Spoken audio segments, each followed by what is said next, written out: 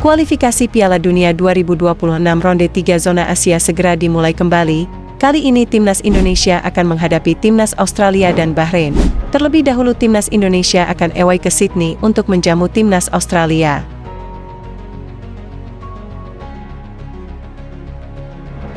Timnas Indonesia sudah mulai berdatangan sejak 17 Maret 2026.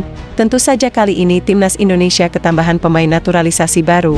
Namun, yang paling mengejutkan salah satu striker ganas yang menjadi ujung tombak Timnas Australia berbicara soal kekuatan Timnas Indonesia. Namun, sebelum kita lanjut di pembahasan ini, alangkah baiknya tekan tombol subscribe dan bunyikan loncengnya, agar kalian tidak ketinggalan video terbaru dari Football Day.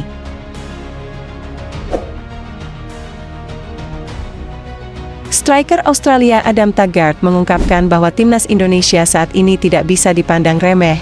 Ia juga mengatakan bahwa Timnas Indonesia saat ini sudah berkembang pesat. Adam juga secara jujur merasa takjub atas permainan Timnas Indonesia saat melawan Australia di Stadion Gelora Bung Karno.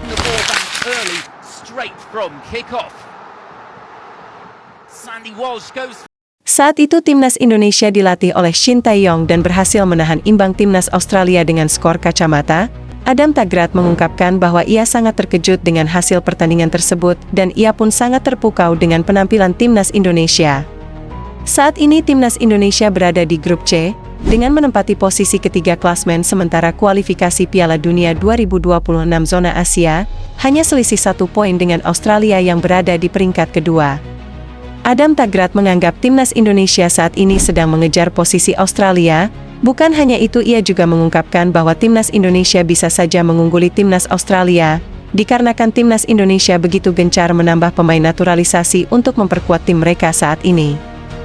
Bahkan Timnas Indonesia tidak main-main dengan menambahkan pemain naturalisasi dari Eropa, yang setara dengan pemain Australia, bahkan ada yang levelnya melebihi pemain Timnas Australia. Oleh karena itu, Adam Taggart tidak mau menganggap remeh Timnas Indonesia. Ia menganggap pertandingan melawan Timnas Indonesia adalah sebuah pertandingan besar yang sangat penting. Tidak hanya itu, bahkan hal yang paling mengejutkan terjadi, jelang laga Timnas Indonesia versus Australia, media Australia The Roar bahkan tidak yakin dengan taktik pelatih baru Timnas Australia Tony Popovich akan membawa kesuksesan untuk Timnas Australia di kualifikasi Piala Dunia kali ini.